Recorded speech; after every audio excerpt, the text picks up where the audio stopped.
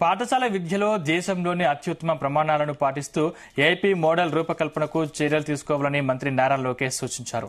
ఉండవల్లి నివాసంలో పాఠశాల విద్యా ఉన్నతాధికారులతో మంత్రి లోకేష్ సమీక్షించారు.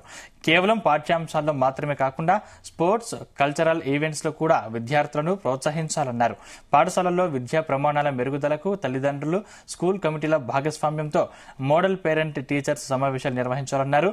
కేజీబీవీ స్కూళ్లలో టీచింగ్ పోస్టుల భర్తీని పూర్తి పారదర్శకంగా నిర్వహించాలని, 100% ఎకనామిక్ ప్రతిభ ఆధారంగా టీచర్లను ఎంపిక చేయాలని ఆదేశించారు.